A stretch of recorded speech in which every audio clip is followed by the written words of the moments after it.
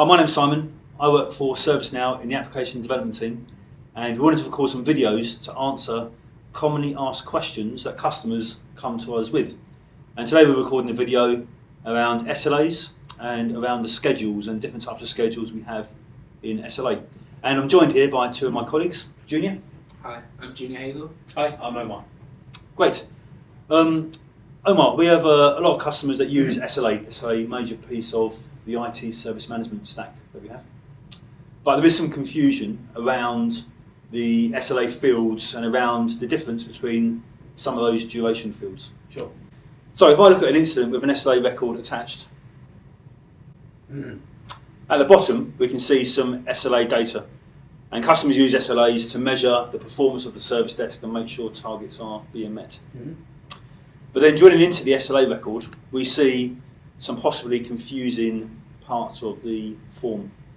So a very common question is around the difference between actual elapsed time and business elapsed time. Omar, how would you describe the difference? Sure. So the actual elapsed time is the time the SLA has been taken to this particular point in time, and the business elapsed time is the time as applied to a schedule. So it's kind of filtered based on the schedule.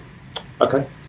Let's imagine, so now it's 12 o'clock midday. Sure. An incident's just been logged. To keep a really simple example, what would the actual elapsed time be at midnight tonight? So the actual elapsed time would be 12 hours long. Now if you had a schedule that was 9 to 5, Monday to Fridays for example, then it would be 5 hours long because the schedule ended at 5 o'clock. It's only 5 hours long. So in that example, the actual elapsed time at midnight would be 12 hours and it would continue to tick. But the business elapsed time would be 5 hours, 8 till 5 in the afternoon, and that timer wouldn't continue to increment until 8 o'clock the next day. Correct. As Okay. long as it's a weekday. Yes, okay, great. So you can really see there that business elapsed time is time almost runs through the definition of a schedule, like a filter. So the most important bit of information here is if an SLA is paused at any point in time, then that time that is lost through the pause isn't reflected in the elapsed times. So if I look at the SLA definition record, the start condition is assignment group is database and priority is P1. So if any incident is created or transferred into that group, that would start both of the timers. Sure. The stop condition is when it is assigned away from the database team or the incident state goes to resolved, so that would stop the SLA.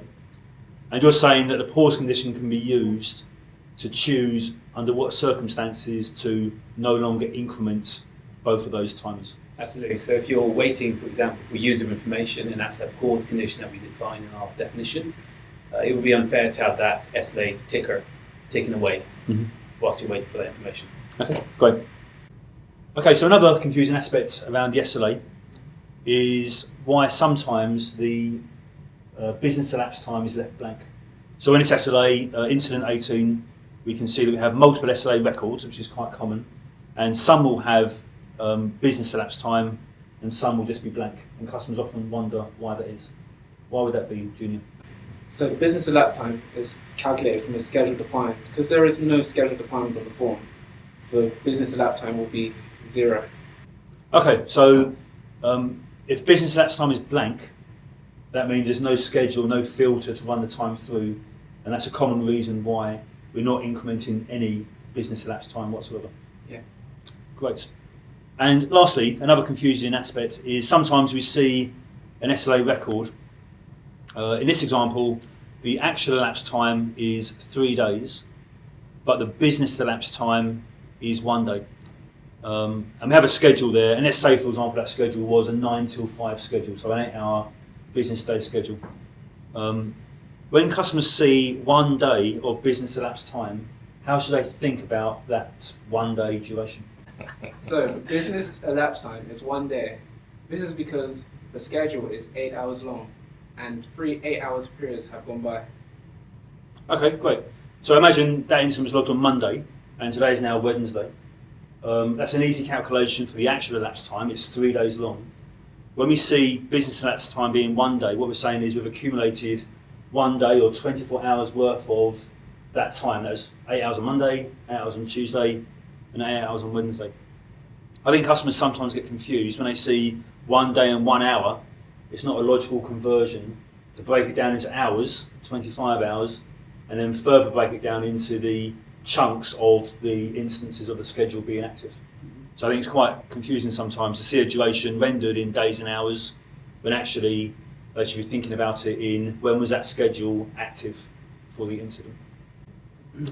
So thanks for answering those questions around SLAs and schedules. We're going to record more videos to answer questions that customers have very often. And the next time we'll be back on a video around SLA or maybe service catalog. Thanks. Over to you, Jeff.